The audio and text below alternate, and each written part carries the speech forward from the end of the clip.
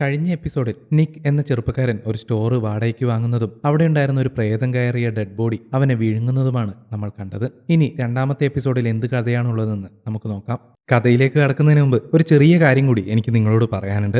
നമ്മളിപ്പോൾ കുറേ കാലമായി വീഡിയോ ഒക്കെ ചെയ്തിട്ട് പല കാരണങ്ങളും കൊണ്ട് തിരക്കായതുകൊണ്ടാണ് വീഡിയോസ് ഒന്നും ചെയ്യാൻ പറ്റാതെ വന്നത്. ഇനി അങ്ങോട്ടേക്ക് കൃത്യമായിട്ട് റെഗുലറായിട്ട് നമ്മൾ വീഡിയോ ചെയ്യാൻ ശ്രമിക്കുന്നതാണ്. തീർച്ചയായും നിങ്ങൾ ചെയ്ത സപ്പോർട്ട് വീണ്ടും ഉണ്ടാവുമെന്ന് പ്രതീക്ഷിക്കുന്നു. കണ്ടുകൊണ്ടിരിക്കുമ്പോൾ ഈ വീഡിയോ നിങ്ങൾക്ക് ഇഷ്ടപ്പെടുകയാണെങ്കിൽ 3 കാര്യങ്ങൾ കൂടി ഞാൻ ഓർമ്മപ്പെടുത്തുന്നു: ലൈക്ക്, ഷെയർ ആൻഡ് സബ്സ്ക്രൈബ്. അപ്പോൾ കൂടുതൽ സമയം കളയാതെ നമുക്ക് വേഗം വീഡിയോയിലേക്ക് കിടക്കാം.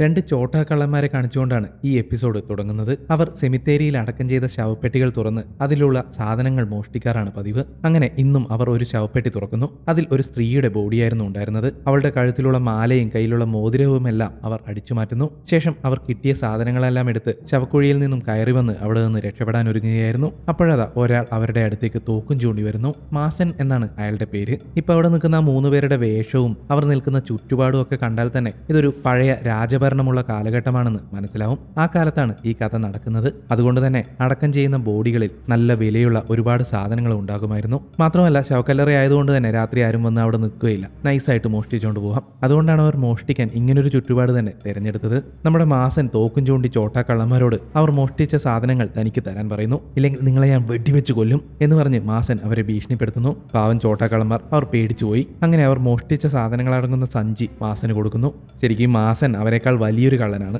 അവരെ പോലെ തന്നെ ശവപ്പെട്ടിയിലെ ബോഡിയിലുള്ള സാധനങ്ങളാണ് മാസനും മോഷ്ടിക്കാറുള്ളത്. നിങ്ങളെ രണ്ടിനെയും ഈ ഏരിയയിൽ എവിടെയും കണ്ടുപോകരുത്. കണ്ടാൽ നിങ്ങളെ ഞാൻ കൊല്ലും. ഇത് എന്റെ ഏരിയയാണ്. ഇവിടെ ഞാനേ മോഷ്ടിക്കൂ എന്ന് മാസൻ അവരോട് പറയുന്നു. ചേട്ടാ, നിങ്ങൾ എന്തൊക്കെയായി പറയുന്നത്? നമ്മളൊക്കെ കള്ളന്മാരല്ലേ? ആദ്യം ആരാണ് മോഷ്ടിക്കുന്നത് അവരാണ് അതിന്റെ അവകാശി. നിങ്ങൾ ഞങ്ങളുടെ സാധനങ്ങൾ തിരിച്ചു തന്ന് ഞങ്ങളെ പോകാൻ അനുവദിക്കണം എന്ന് കള്ളന്മാർ മാസനോട് അപേക്ഷിക്കുന്നു. അത് കേട്ടതോടെ അവന് ദേഷ്യം വരുന്നു. നിങ്ങളോട് ഇങ്ങനെ സംസാരിച്ചിട്ട് കാര്യമില്ല, നിങ്ങളെയൊക്കെ വെടിവെച്ച് കൊല്ലുകയാണ് വേണ്ടത് എന്ന് പറഞ്ഞ് മാസൻ ആകാശത്തേക്ക് വെടിയുതിർത്തു. അതോടെ അടുത്ത വെടി തങ്ങളുടെ നെഞ്ചത്തേക്കായിരിക്കുമെന്ന് പേടിച്ച് അവർ അവിടെ നിന്ന് ജീവനും കൊണ്ട് ഓടി രക്ഷപ്പെടുന്നു. മാസന്റെ മോഷണം അവിടെയും തീർന്നില്ല. ചോട്ടക്കള്ളന്മാർ പോയ ശേഷം മാസൻ അവർ തുറന്ന ശവപ്പെട്ടിയിലേക്ക് ഇറങ്ങി ചെല്ലുന്നു. അപ്പൊ ആ ബോഡിയിലുള്ളതെല്ലാം നേരത്തെ ഇറങ്ങിയ കള്ളന്മാർ എടുത്തിരുന്നില്ലേ? ഇനി എന്തിനായിരിക്കും ഇവൻ വീണ്ടും ആ ശവക്കല്ലറയിലേക്ക് തന്നെ ഇറങ്ങിയത് എന്നായിരിക്കും കാണുന്ന നമ്മുടെ സംശയം. ഇനിയും ആ ബോഡിയിൽ നിധിയുണ്ടായിരുന്നു. മാസൻ എന്താ ചെയ്തതെന്ന് അറിയോ? ആ ബോഡിയുടെ വാ തുറന്ന് അതിനുള്ളിലുണ്ടായിരുന്ന ഒരു സ്വർണ്ണപ്പല്ല് അവൻ പൊട്ടിച്ചെടുക്കുന്നു. ഇങ്ങനെയൊരു നിധി കൂടി ഉണ്ടായിരുന്ന കാര്യം മാസൻ അറിയാം. പക്ഷേ നമ്മുടെ ചോട്ടാക്കള്ളന്മാർക്ക് ഇതിനെപ്പറ്റിയൊന്നും യാതൊരു അറിവും ഉണ്ടായിരുന്നില്ല.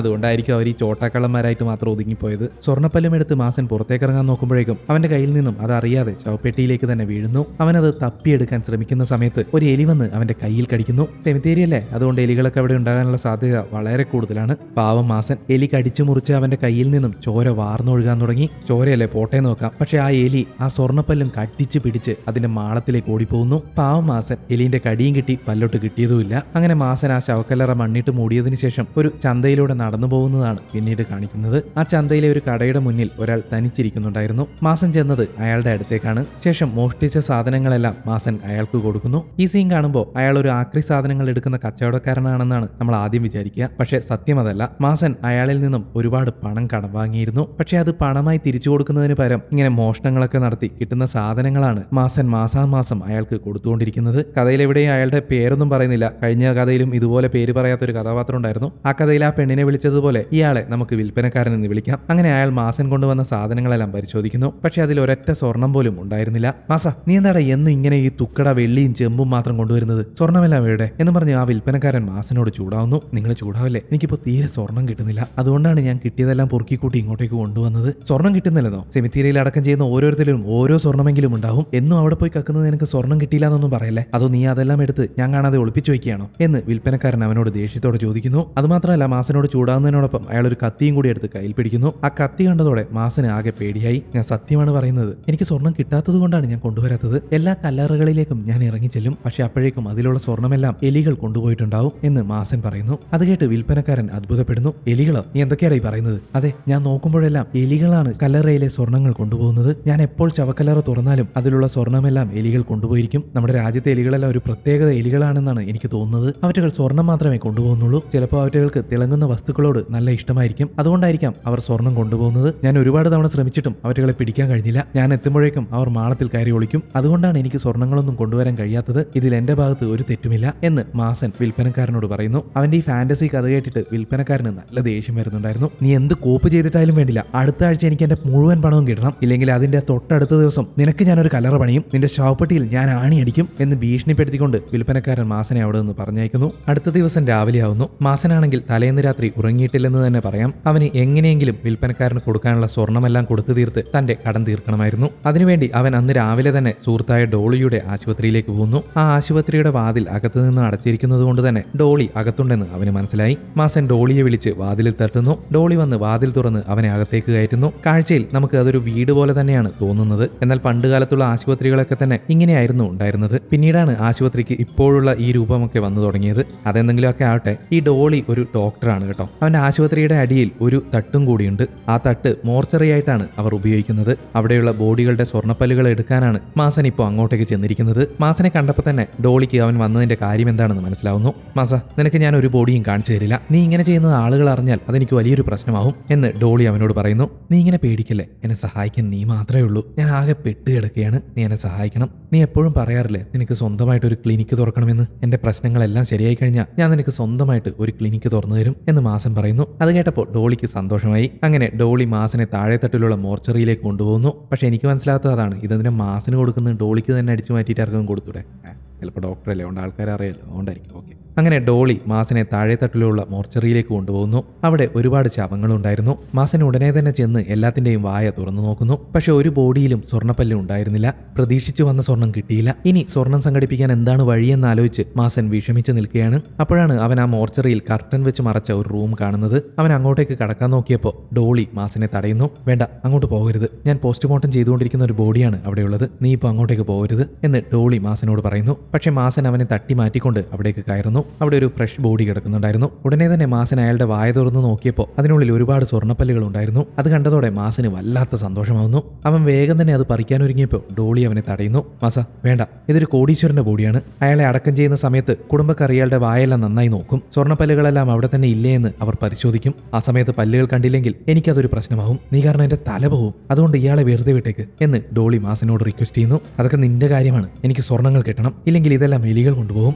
എന്ന് മാസൻ ഡോളിയോട് പറയുമ്പോൾ പെട്ടെന്ന് അവിടേക്ക് ആരോ വരുന്നതിന്റെ ശബ്ദം കേൾക്കുന്നു. അത് വേറെ ആരുമായിരുന്നില്ല, ആ കോടീശ്വരന്റെ ഭാര്യയും മകനുമായിരുന്നു. അവർ തന്റെ ഭർത്താവിന്റെ ബോഡി കാണാൻ വേണ്ടിയാണ് വന്നത്. ഭാര്യ ആ ബോഡിയുടെ മുന്നിൽ ചെന്ന് നിൽക്കുകയാണ്. അപ്പോഴേക്കും നമ്മുടെ മാസനും ഡോളിയും കുറച്ചപ്പുറത്തുള്ള ഒരു മേശയുടെ മറവിൽ പോയി ഒളിച്ചിരിക്കുന്നു. മോനെ, നിന്റെ അച്ഛനെ ഒരു കുറവുമില്ലാതെ നമുക്ക് അടക്കം ചെയ്യണം. അച്ഛന് ജീവിതകാലത്ത് ഒരുപാട് സ്വർണ്ണ മെഡലുകൾ ലഭിച്ചിരുന്നില്ലേ? അതുപോലെ ഈ രാജ്യത്തെ രാജാവിന്റെ കയ്യിൽ നിന്നും സമ്മാനമായ ഒരു സ്വർണ്ണപ്പെട്ടിയും കിട്ടിയിരുന്നില്ലേ? അതെല്ലാം നമുക്ക് അടക്കം ചെയ്യുമ്പോൾ അദ്ദേഹത്തിന്റെ കൂടെ വെക്കണം എന്ന് ഭാര്യ മകനോട് കരഞ്ഞുകൊണ്ട് പറയുന്നു. ഇതെല്ലാം മാസൻ കേൾക്കുന്നുണ്ടായിരുന്നു. അതോടെ അവന് ഭയങ്കര സന്തോഷമാവുന്നു. അപ്പൊ ഈ കോടീശ്വരനെ അടക്കം ചെയ്തതിന് ശേഷം മോഷ്ടിക്കുകയാണെങ്കിൽ ഒരുപാട് സ്വർണം കിട്ടുമെന്ന് അവന് മനസ്സിലായി. ആ സീൻ കട്ട് ചെയ്താൽ സമയം രാത്രിയാവുന്നു. മാസൻ തന്റെ വീട്ടിൽ കിടക്കയിലിരുന്ന് ബൈബിൾ വായിക്കുന്നത് കാണാം. അങ്ങനെ അവനത് വായിച്ചുകൊണ്ടിരിക്കുമ്പോൾ ആ റൂമിന്റെ സീലിംഗിൽ നിന്ന് എന്തോ ഒരു കയർ പുറത്തേക്ക് വരുന്നത് അവൻ കാണുന്നു. അവനത് വലിച്ചെടുക്കുന്നു. പക്ഷെ അത് കയറായിരുന്നില്ല, ഒരു എലിയുടെ വാലായിരുന്നു. അങ്ങനെ ആ സീലിംഗ് തകർത്ത് എലി പുറത്തേക്ക് ചാടുന്നു. അത് കണ്ട് നമ്മുടെ മാസൻ പേടിച്ച് ഞെട്ടിപ്പോയി. പക്ഷെ അവിടെയും തീർന്നില്ല. അതുപോലെ ഒരുപാട് എലികൾ അവിടെ ഉണ്ടായിരുന്നു. അതെല്ലാം സീലിംഗ് തകർത്ത് അവന്റെ മേലേക്ക് ചാടുന്നു. പാവം മാസൻ പെട്ടെന്ന് ഞെട്ടി എഴുന്നേൽക്കുന്നു. പാവം, അവൻ ഉറക്കത്ത് കണ്ട ഒരു സ്വപ്നമായിരുന്നു അത്.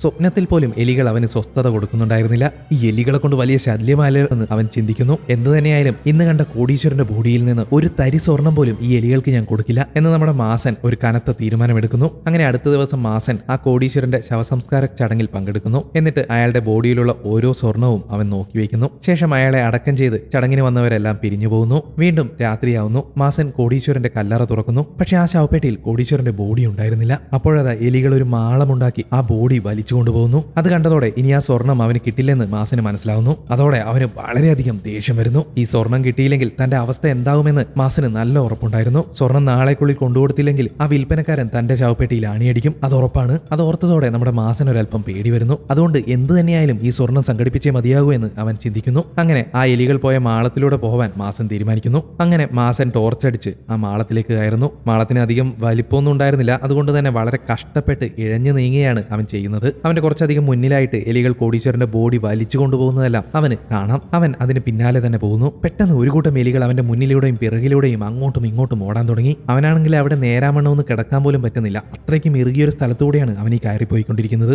അങ്ങനെ മാസൻ ആ മാളത്തിനുള്ളിൽ അല്പം വിശാലമായൊരു സ്ഥലത്ത് എത്തുന്നു. പാവം നന്നായി ക്ഷീണിച്ചിട്ടുണ്ട്. അതുകൊണ്ട് തന്നെ വിശ്രമിക്കാൻ വേണ്ടി അവൻ അവിടെ അല്പനേരം കിടക്കുന്നു. ആ സമയത്ത് അവന്റെ തൊട്ടപ്പുറത്ത് നിന്നും എന്തോ ശബ്ദം കേൾക്കുന്നു. അവിടെ ഒരു വലിയ രാക്ഷസ എലി ഉണ്ടായിരുന്നു. ഒരു കടുവയുടെ അത്രയും വലിപ്പമുള്ള ഒരു രാക്ഷസ എലി. മാസൻ ആ ശബ്ദം കേട്ടിടത്തേക്ക് ടോർച്ചടിച്ച് നോക്കിയെങ്കിലും അവിടെ അവനെ ഒന്നും കാണാൻ സാധിച്ചില്ല. അതുകൊണ്ട് തന്നെ ആ ശബ്ദം തനിക്ക് തോന്നിപ്പോയതായിരിക്കാമെന്ന് അവൻ കരുതുന്നു. പക്ഷെ അല്പസമയത്തിനുള്ളിൽ തന്നെ ആ രാക്ഷസ എലി അവന്റെ നേരെ മുന്നിൽ വന്ന് നിൽക്കുന്നു. അതിന്റെ രൂപം കണ്ടാൽ തന്നെ നമുക്ക് പേടിയാവും. അത്രയ്ക്ക് ഭീകരമായിരുന്നു അതിന്റെ രൂപം. മാസന്റെ കാര്യം പറയണ്ടല്ലോ, നേരിട്ട് മുന്നിൽ ഇതിനെ കണ്ടാൽ പിന്നെ പേടിക്കൂലേ. പക്ഷെ അവൻ ആ പേടി പുറത്തു കാണിക്കാതെ എലിയെ തന്നെ തുറിച്ചു നോക്കി നിൽക്കുകയാണ്. നമ്മുടെ മാസന്റെ കയ്യിൽ എപ്പോഴും ഒരു തൂക്കുണ്ടാവുമായിരുന്നല്ലോ. മാസൻ അതെടുത്ത് എലിയെ വെടിവെക്കുന്നു. ഉണ്ടകൊണ്ട് എലിക്ക് മാസനോട് ദേഷ്യം വരുന്നു. പക്ഷെ അപ്പോഴേക്കും മാസൻ അവിടെ നിന്ന് വേഗത്തിൽ നീങ്ങിയിരുന്നു. രാക്ഷസ എലി വിടുവോ, അത് അവന്റെ പിന്നാലെ തന്നെ ഓടി വരാൻ തുടങ്ങി. എഴഞ്ഞെഴഞ്ഞുകൊണ്ട് നീങ്ങുകയായിരുന്ന മാസൻ പെട്ടെന്ന് ഒരു വലിയ കുഴിയിലേക്ക് വന്ന് വീഴുന്നു. ആ കുഴിക്ക് നല്ല ആഴമുണ്ടായിരുന്നു. അവൻ വന്ന് വീണിരിക്കുന്നത് കുറെ മനുഷ്യ അസ്ഥികളുടെ മുകളിലേക്കായിരുന്നു. അവിടെയുള്ള അസ്ഥികൂടങ്ങളെല്ലാം കണ്ട് മാസൻ ഞെട്ടിപ്പോയി. അപ്പോൾ ആ അസ്ഥികൂടത്തിനിടയിൽ വെച്ച് അവന് ഒരു സ്വർണ്ണമോതിരം കിട്ടുന്നു. തൊട്ടപ്പുറത്ത് നിന്നും ഒരു സ്വർണ്ണപ്പല്ലും. അതായത് എലികൾ കൊണ്ടുവരുന്ന സ്വർണ്ണമെല്ലാം ഇവിടെയാണ് വെക്കുന്നത് എന്ന് മാസന് മനസ്സിലായി. അവൻ അവിടെ നിന്ന് കിട്ടുന്ന സ്വർണ്ണമെല്ലാം കൈക്കലാക്കാൻ തുടങ്ങി. അതിനിടയിൽ അവൻ ആ വന്നു വീണ കുഴിയുടെ ചുറ്റും ചുമ്മാതൊന്ന് നോക്കുന്നു. അത് വലിയൊരു ഗുഹ പോലെയായിട്ടാണ് അവന് തോന്നിയത്. മാത്രമല്ല അവിടെ വിചിത്രമായ പല കാഴ്ചകളും ഉണ്ടായിരുന്നു. ആ സമയത്ത് അവിടെ ചങ്ങലയിട്ട് ബന്ധിച്ച ഒരു ഡെഡ് ബോഡി മാസൻ കാണുന്നു. അതിന് ആരാണ് ഈ ചങ്ങല കിട്ടുന്നതെന്നും അതിന്റെ കഥ എന്താണെന്നും ഈ എപ്പിസോഡിൽ എവിടെയും പറയുന്നില്ല കേട്ടോ. എന്തായാലും ഒറ്റ നോട്ടത്തിൽ തന്നെ മനസ്സിലാവും അത് വളരെ കാലം മുമ്പ് നശിച്ച ഒരു ബോഡിയാണ് എന്ന്.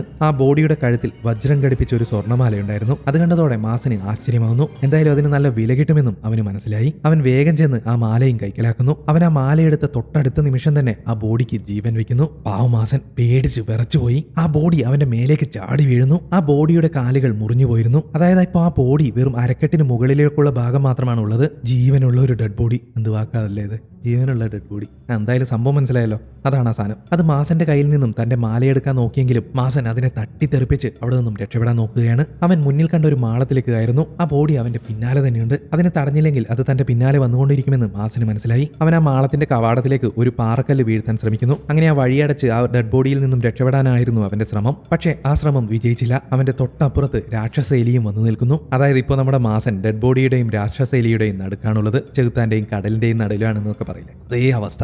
എന്ത് ചെയ്യണമെന്നറിയാതെ മാസൻ സ്തബ്ധനായി നിൽക്കുകയാണ്. അപ്പോഴതാ രാക്ഷസ എലി അവന്റെ നേരെ ഓടി വരുന്നു. അത് അവനെ കടിച്ച് കീറാൻ ഒരുങ്ങുകയാണ്. മാസനാണെങ്കിൽ പെട്ടെന്ന് തന്നെ ആ മാളത്തിന് മുകളിൽ വീഴാനായി നിൽക്കുകയായിരുന്ന ഒരു പാറക്കല്ല് വലിച്ച് താഴേക്കിടുന്നു. അത് നേരെ രാക്ഷസ എലിയുടെ മേൽ വന്ന് വീഴുന്നു. അങ്ങനെ രാക്ഷസ എലിയുടെ കഥ കഴിഞ്ഞു. ആ പാറക്കല്ല് വീണതോടെ മാളത്തിലേക്കുള്ള മണ്ണിടിഞ്ഞ് വീഴുകയും വഴിയടയുകയും ചെയ്യുന്നു. അതുമൂലം ഡെഡ് ബോഡിക്കും മാസന്റെ അടുത്തേക്ക് എത്താൻ കഴിയാതെയാവുന്നു. ശേഷം മാസൻ കിട്ടിയ സ്വർണ്ണമെല്ലാം ഒരുമിച്ച് കൂട്ടി ആ മാളത്തിൽ നിന്നും രക്ഷപ്പെടാൻ ശ്രമിക്കുകയാണ്. അവനിങ്ങനെ നോക്കിയപ്പോൾ ആ മാളത്തിന്റെ അങ്ങേയറ്റത്ത് ഒരു വെളിച്ചം കാണുന്നു. ഒറ്റ നോട്ടത്തിൽ തന്നെ അത് ചന്ദ്രനാണെന്ന് അവന് മനസ്സിലായി. അവൻ രക്ഷപ്പെടാനായി വേഗം തന്നെ ആ വെളിച്ചത്തിനടുത്തേക്ക് പോകുന്നു. എന്നാൽ അവൻ കരുതിയതുപോലെ അത് ചന്ദ്രനായിരുന്നില്ല. ഒരു ശവപ്പെട്ടിയുടെ അടപ്പിന്റെ അടിഭാഗമായിരുന്നു. അതോടെ കലിപൂണ്ട മാസൻ ആ ശവപ്പെട്ടി തുറക്കാൻ ശ്രമിക്കുന്നു. പക്ഷെ എത്ര ശ്രമിച്ചിട്ടും അവൻ അത് കഴിയുന്നുണ്ടായിരുന്നില്ല. അവൻ ആകെ ദേഷ്യം വന്നു. അവന് തിരിച്ചു പോകാൻ ഇനി വേറെ വഴിയൊന്നുമില്ല. അവനിപ്പോ എന്ത് ചെയ്യണമെന്ന് ഒരു പിടിയും കിട്ടുന്നില്ല. തനിക്കിനി ഇവിടെ നിന്നും ഒരു രക്ഷയില്ല എന്നും താൻ ഇവിടെ തന്നെ ഒടുങ്ങാൻ പോവുകയാണെന്നും മാസൻ ഉറപ്പിക്കുന്നു. നിരാശനായി അവൻ ആ ശവപ്പെട്ടിയിലേക്ക് കിടക്കുന്നു. ആ സമയത്ത് ഒരു കൂട്ടം എലികൾ അവൻ കിടക്കുന്ന ആ ശവപ്പെട്ടിയിലേക്ക് വരുന്നു. ഈ എലികൾ അവിടേക്ക് പാഞ്ഞു വരാൻ രണ്ട് കാരണങ്ങളുണ്ടായിരുന്നു.